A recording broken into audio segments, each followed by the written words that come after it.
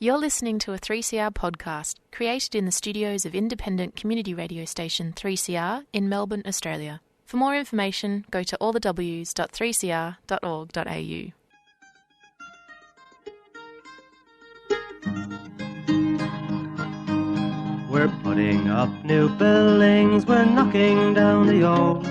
We're working in the summer heat and in the winter cold. And the labour power we sell, me boys, for a hard and weekly pay, produces mighty profits for the greedy MBA.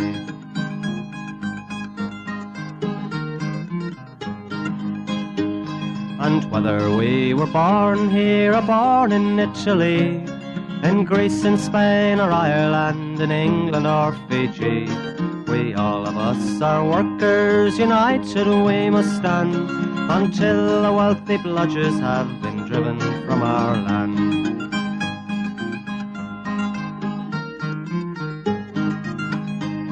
We faced deregistration, it backfired in the face.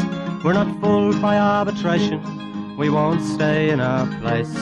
We hit the bosses hard and fast to win and keep our gains, and break a couple of concrete pours to back our log of claims. So keep your powder dry and hold your head up high. It's class to class and face to face, our limit is the sky. We've got a fighting history and we never will be cowed. Our builders' labour is a name to make a man feel proud.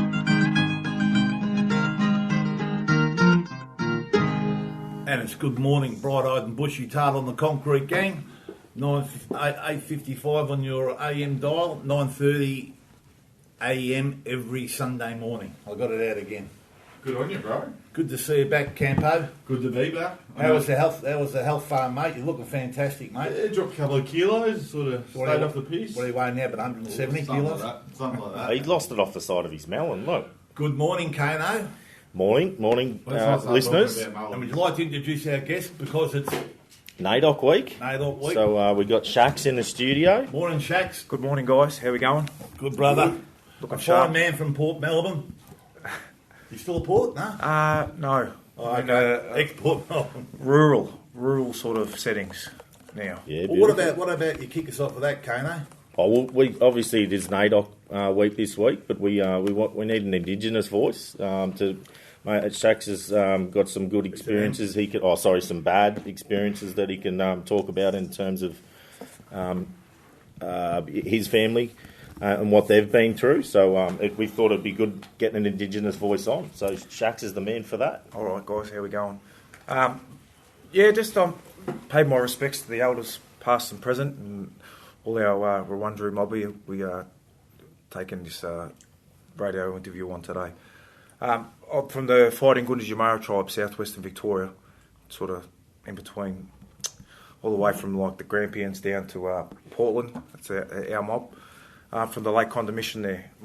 I'm the firstborn grandson of Auntie Eunice Wright, who passed away earlier this year of a long health battle of emphysema. I'm going to have a yarn about all her life and what she went through, and she was a member of the stolen generation.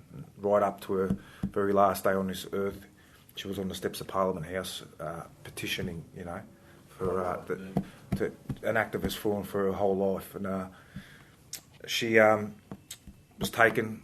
It was one of the worst cases of stolen generation in the country. Her whole family got taken.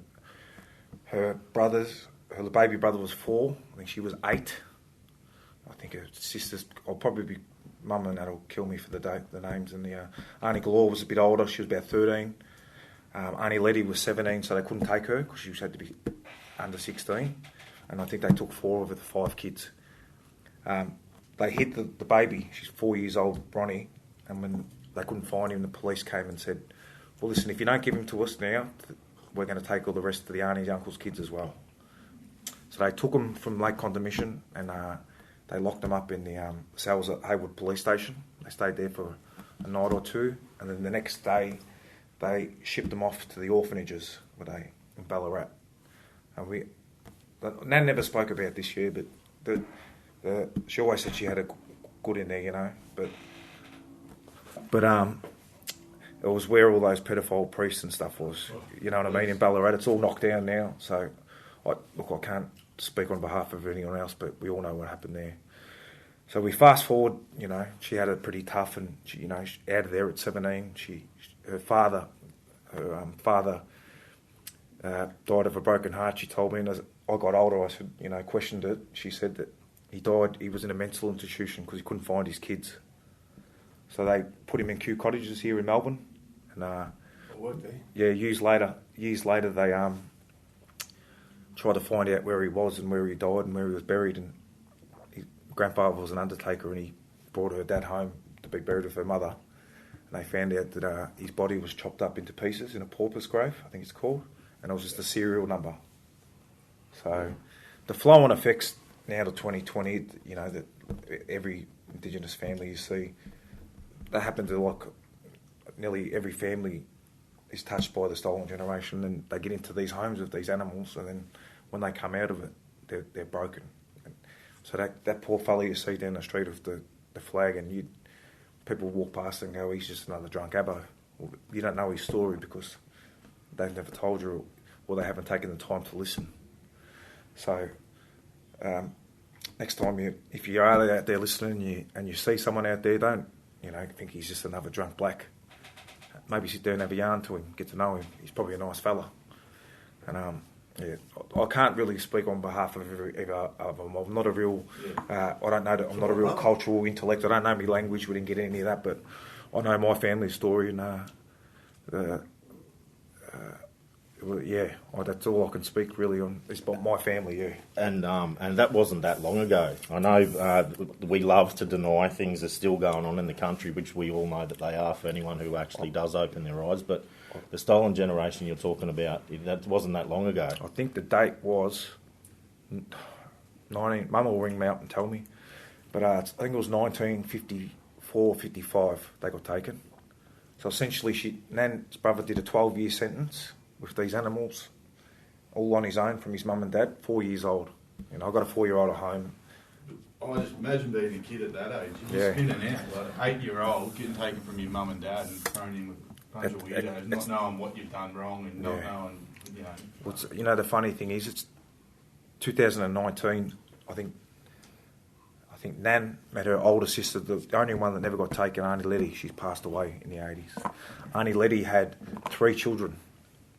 And they all got taken off her as a young woman. So they all got taken, and it was only till last year, I think 2019, we got to meet Auntie Shireen, her first-born daughter, and last year we met her other son, David. They're now in their 60s with families and grandkids of their own. So it's funny. Her son, David, grew up 2 streets from his mother in Ballarat, where he was adopted out and got told he was an Italian or a European.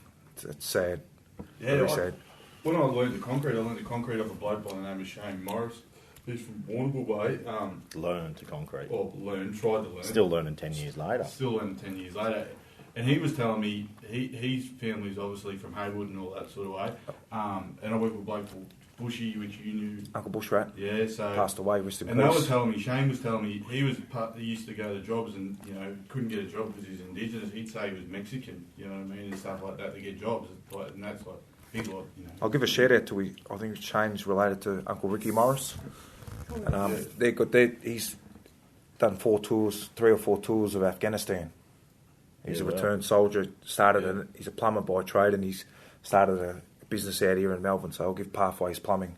They've got an EBA, the Plumbers Union, and they're trying to get young Indigenous kids out plumbing. So shout out to them. I think he'd be related to Roger and that as well. Roger Morris. Yeah, probably all big family. Yeah, small world. Yeah, because I started with Shane. I would have been 15, kicked out of school, 14, kicked out of school. Sort of took me under his wing a bit.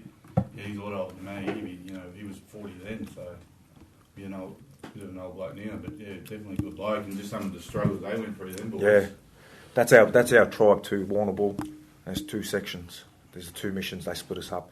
The Framlingham, which is your Warrnambool mob, and then ours is the Conda, all the Lovetts and the Ardens. Mine's the Arden bloodline, and you get over there, you got all the Austins, and over in Warrnambool, the Morris. Morrises are from where we are as well. It's sad, but like it's 2020, and you can still see the after effects of mental health and drug and alcohol abuse and high incarceration rates. Yeah, man, 100%, mate. Like kids, just unemployment. I think, I mean, it's the oldest living culture on the planet, and we're lucky to have people like yourself come and share your experiences. And it's something that Australia needs to learn to adapt. I think the older generations, unfortunately, are stuck in their ways, but we've definitely got a responsibility, all of us, to teach our kids to listen, because I know the experiences you're talking about now. My children, their mother's side of the family is Indigenous, and I know very similar stories, and they don't know their culture because of the way that the family was split up. They didn't learn language because of the way the family was split up. And I think that I know my children struggle without having the cultural connection because they feel like they don't get to learn who they really are. People judge them and call them things like abos and stuff like that. And that happens from a very early age. But they don't understand, they're hungry, they want to learn it, but the cultural connection's not there a lot of the times because of the things that Australia has done as a society. Yeah, like I said I did a pre-start of the job I'm working out this morning, and like I said, you're going to see people protesting on Australia Day. I said, please don't think that it's directed at, the dude just sitting at home that's a non-Indigenous plumber or a sparky or a carpenter. The fight with our mob, and I don't speak on behalf of everyone, just I'm saying my family is what they've done to a whole generation of our elders. They need to be held accountable, because essentially it wasn't any of the people that did it, it was our government. The government made this law and legislation. The government tried to breed essentially the black out of Indigenous people. And it's 2020 now, and they're still not being held accountable. So when you see them, I try to say, when you see the fellas out there and they're protesting Australia Day, saying invasion day, it's to hold this government to account for their past injustices they've caused. And it wasn't that long ago. It wasn't 200 years ago. It was in the 50s. They were doing it in the 60s, the 70s. And you know what? They're still taking kids off mums now as we speak. 100%. Highest incarceration rates in the world, Indigenous people. Shout out to Auntie Rao Ellis, grandmother's against removal. So she's an elder in our mob that's locally trying to help young Indigenous mums keep their kids from being taken. So shout out to her. I think instead of spending money and building new jails, they should be trying to help these young Indigenous people out. I think the way I see it, I don't know what you think, Shaggy, they sort of just chuck money, but they don't help them. They don't help them at all. You know what? I was speaking to someone about this the other day, and they give all these. So I'll get phone calls from people going, "Do you know who this labour hire company? Do you know who this mob is? Are they Indigenous?" So everyone wants an EBA to CFMEU because they want to do Indigenous labour hire, or they want to do Indigenous. But the real thing is they don't care. 100%. They don't care. They're doing it for the money, and they don't actually care. So I've sort of, in my small time in this industry, 15 years, I've sort of seen a little bit, and I've been on both sides of the fence. And direct employment is the only way to go, and work. That's just say we've got Shacks labour hire, right? Indigenous labour hire. The big builders dictate to what my kids that I want to get out there to learn is. And big builders, we all know, I won't say any names, when it's time to cut costs, the first kids to go are the black kids. And they just give them the jobs, sit on a gate. Yeah, the token jobs. They sit them there for the photos and they don't teach them anything. So I think personally, this is just my direct employment with carpenters, trainees, apprenticeships. Do it hard for 4 years. And then at the end of it, you've achieved something. You got a skill set. You got a skill set. You can go and sell your labour then. Yeah. And you're building stuff as a community too. Our mobber, So there's been some good ones. I remember we got a young Aboriginal girl at the apprenticeship. She did carpentry apprenticeship. She finished 4 years, come out the other side, killed them, absolute champion. But there's not enough of those stories. I mean, I could tell you maybe 1, 2 or 3 I know. And that's all the years I've been in the industry, which is disgraceful. And all these Aboriginal labour hire mobs, mate, Mate, they've been a disgrace because you see, you don't see any Aboriginal people working for them, you know.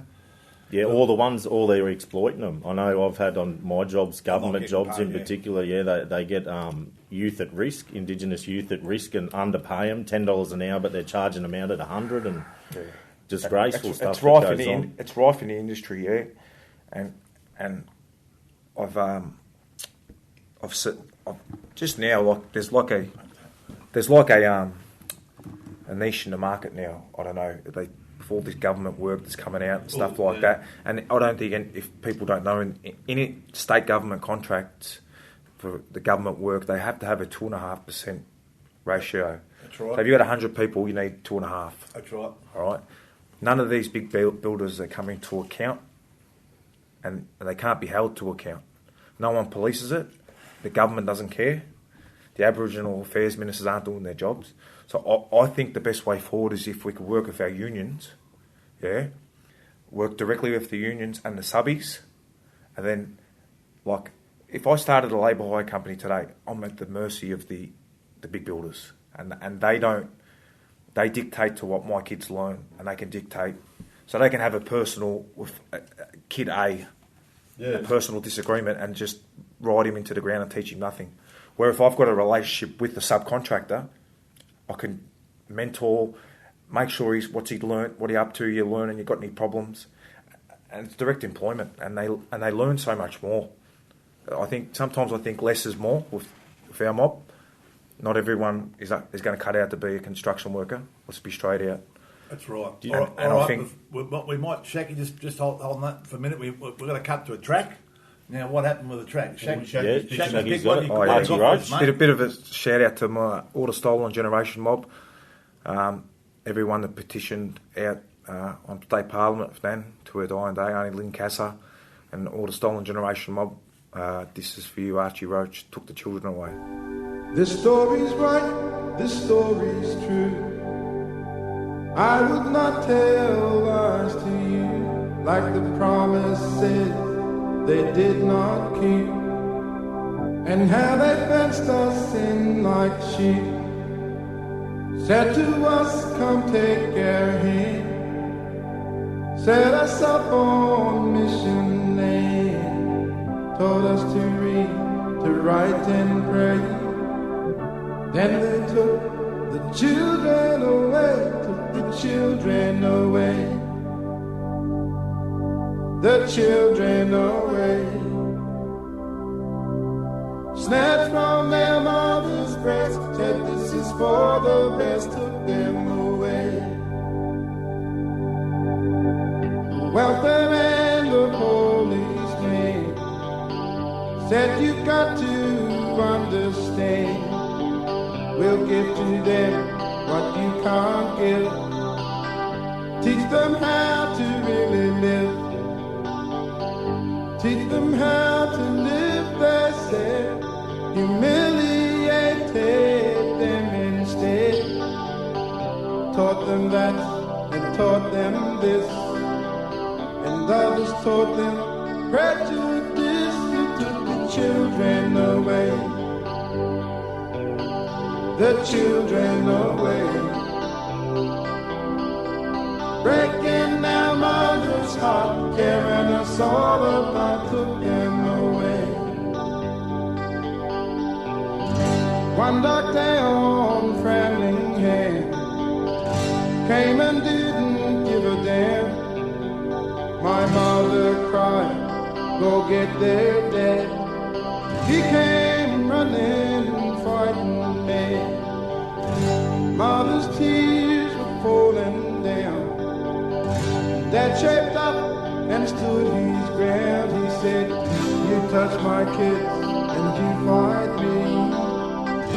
Then they took the stronger family, took us away. They took us away. Snatched from our mother's breast, said this is for the best, took us away.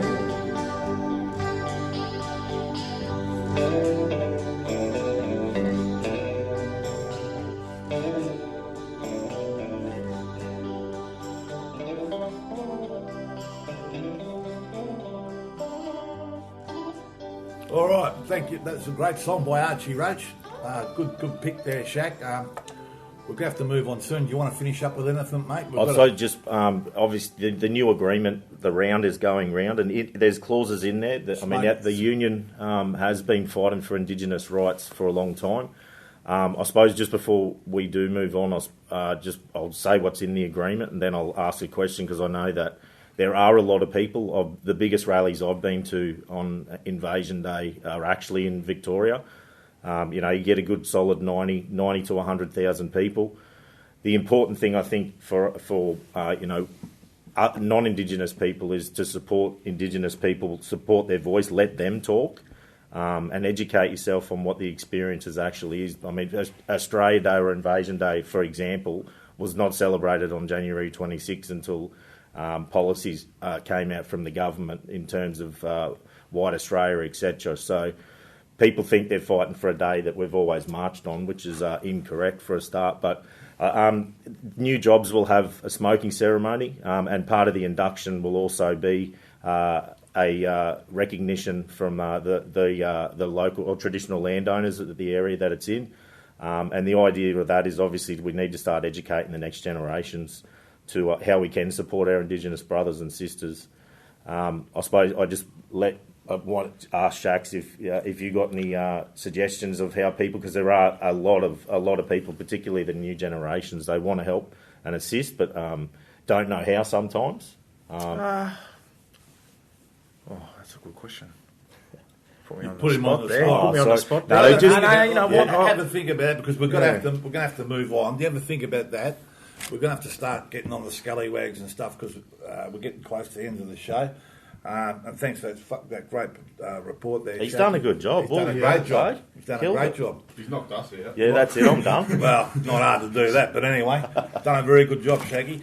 Now, listen, we've got to start talking a bit of job news and scallywags, and that they never stop coming, Shaggy. Let me tell you that. There's plenty of them out there. I suppose we should start off with the scallywags. Well, FDC was on the top of the list. Yeah, FDC, obviously they're playing up in New South Wales as well, and they're playing up down here at the moment. The boys went to Truganina and a job at Lavington. They had no COVID plan in place, had blokes working on top of each other. If anyone's ever dealt with them, they're low as low you get, aren't they? Oh, I remember I went to a concrete pour and they were erecting steel structure above the concreters. FDC, and they couldn't see what the issue was. What's wrong with that? Yeah, no, if anyone's ever dealt with Shaky and the FDC crew, they'll know exactly what we're talking about. Unbelievable. So, CPB, John Hollins. Well, yeah, obviously Fedder, the bearded warrior's gone out there this week, and he has a crack. I don't care what anyone says, he does have a crack. CPB, John Holland, probably the worst builders going around. RIA, Jeff Farr, and the management team there verbally assaulting him, trying to threaten him, push him, not having social distancing, trying to keep him off the job for representing workers. 4 of them surrounded him in the footage. 4 of them. Trying to bully him off the job. Trying to stand over him. And he had a legal right to be there. He put in his paperwork. He wanted to go and inspect the plant, and they do that thing, and jump in front of you. I'm not in front of you, I'm not in your way. Well, the bearded warrior done the business, and I think they're still paying for it. But it's disgusting it happens on state government jobs as well. And we've had a bit of a win during the week with the ABC boys. For the ladies' toilet. The women's toilets issue's back up again. And they've rolled the decision over, so it's a win to the union, this ABCC. Apparently reckon we don't need women's toilets on jobs, but the union does. And now it's been overturned. But let's just see what happens, because I reckon, don't forget whose money they're fighting with, the taxpayers. There'd be a chance they'll appeal it, won't they, to the Supreme Court or something? I think that's what they'll do it anyway. They've got plenty of money, just no time. Unlimited funding. Because, women's toilets on building sites, what a disgrace, Jackie. That's 2020. That's Ironside, isn't it? It's the branch off of Ironside. Yep. That's exactly right. They're winning a little bit of work. Fantastic win by our legal department. In fact, fantastic win to the union. So we'll keep fighting these dogs. Don't worry about that. And then there's Murdoch. Murdoch, I've got to admit, the only time I'll actually say I agree with Malcolm Turnbull and Kevin Rudd, I never thought I'd say that, but they've done a petition, 500,000 people have signed. It's the largest petition given to Parliament into Murdoch Media, owning 75% of all media in this country and dictating the terms of what this country should be. And, it's a bloody disgrace. Uncle Malcolm put him to the task, didn't he, on Q&A? Yeah, he did. Didn't miss it. Jesus. And they're victims. He's a victim of the attack. He got rolled just before the election. But if you look at, I think when it was Shorten was going to run for the election, it was tradition for the person that was going for the opposition running in the election to go and see Murdoch before the main election. That's how ridiculous it is. In Sky News, have a look at the grub. I don't even watch it. Oh, please. All right, come on. Another one we've got. Monjohn. Oh, please. Monjohn. Lend-Lease. Apparently Monjohn have featured up again on their signs around the job. That bloke that runs that mob, very ordinary. Yes, so, I got photos sent to me about 7:30 last night. As you would. I can assure you, as of about 6:30 this morning, those signs are no longer up. I've got one more. Hang on. Michael O'Connor, he's back again. Talking out of school again, fair dinkum. Always about the members, old Michael, isn't he? Go on to court against Sooken because they reckon we're pilfering these members. I mean, Michael, just go away. Just drift off into the dark. Go into Parliament where you belong. Yeah. I mean, that's what happens when you... This is a classic example. What we talk about, people come out of university and represent unionists. Never had a life experience. No idea. So... We're still running out of time. I've got one more, and it's a big one. The way they've been treating their employees is ridiculous. Collingwood Football Club. The way they've treated their blokes. I know Shaq goes for Collingwood, I'm but... disappointed, Ed. Mate, blokes getting sacked, they're not even telling them. They're finding out through the media. I'm just glad we kept Dunkley, to be honest. Yeah, well, let's not get into that. Hey, I got one, but I'm sure Shaq spoke about it earlier. What the Australian government and the British government for white Australia policy. Oh yeah, hey, yeah, it's a good one. All right, well, Shacky, guess what? You're going to pick the scallywag of the week, mate. Who do you reckon's the biggest drop kick out of them? It's not a bad crew, is it? I'll put you on the spot. You know what I'm going to go? Who are you going for, brother? I'm going to go Murdoch, mate. All right, I'm going to go Murdoch. Not a bad one. He's no good, mate. Beautiful, Shaq. Yep. All right, so he's scallywag of the week. And what about a Suki Lala? Well, you have to throw Michael O'Connor in there. You would have to. You'd have to throw Lend-Lease because they'll be sooking. The LMP who voted down putting the Indigenous flag in the Senate this week. Oh yeah, forgot about that. Who? Sorry. The LMP voted down a motion that was put in the Senate to put the Indigenous flag up. Let's go with that one. Eh? This is only for the week. It was only for the week, and they voted it down. You can tell the British Empire still exists here. All right, so we'll go with that. The LMP. Oh yes, yeah. Not for voting the flag down. All right. Which is the a couple of other things, quick things, because we're running out of time. Good old Andy Rattel. He's having a battle with liver cancer. So to Andy Rattel from the Concrete Gang, we send the Concrete Gang cheerio to you, mate. I saw him during the week with his lovely partner Margaret. He's got his chin up and doing what he does best, fighting the fight. So to Andy from all the Concrete Gang, keep up the fight, mate. We're all behind you. So that's about it. So we've done everything I think we've got to do. I think we're just about out of time. I'm looking at that. Yeah. And we'd like to thank Shacky for coming in, mate. Thanks for having me, guys. Get you a full-time job here, mate. You're very articulate. Did a very good job. Hey, mate, you killed it, brother. You killed it. We'll work something out with work. We'll have to send us the invoice. We'll see how much it is first. We'll just get the boys. We might be able to afford you, mate. It's very good. We run on a shoestring here, mate. I won't say with the side I'm working. We'll see if they can run a ghosty for me. I'm only joking. So we'll go the same old way before you hang us. Dare to struggle. Dare to win. If you don't fight, you lose. And it's Good Morning from the Concrete Gang. And we're going out with... what's the song, Shaq? Archie Roach, Down City Streets for all our parkies. Love yous all.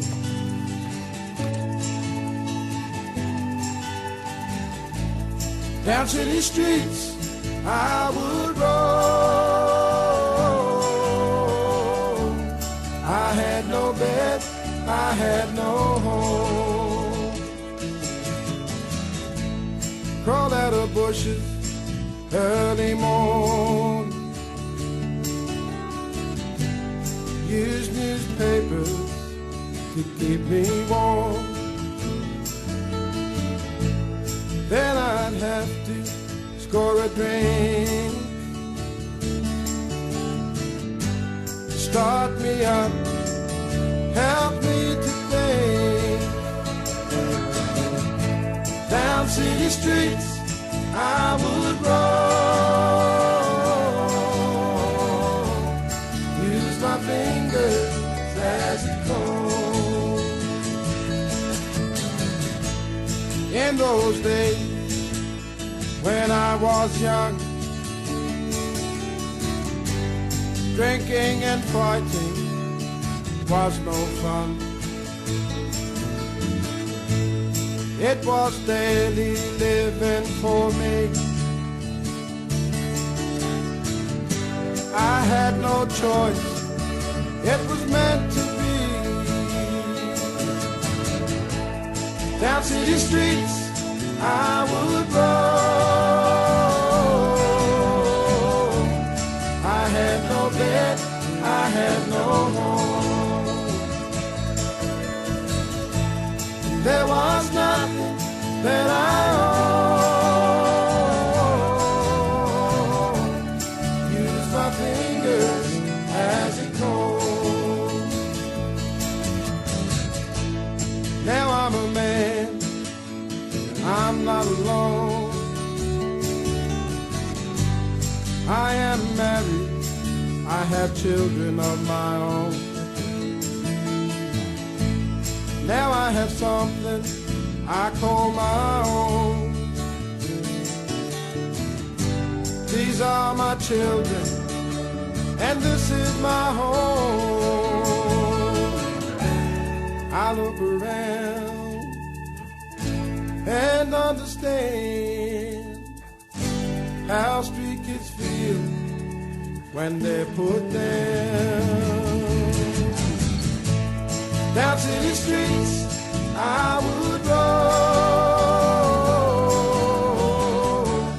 I had no bed, I had no home. If there was nothing that I owned, use my fingers as a comb. Down city streets I would roam. I had no bed, I had no home. And there was nothing that I owned. Use my fingers as a comb.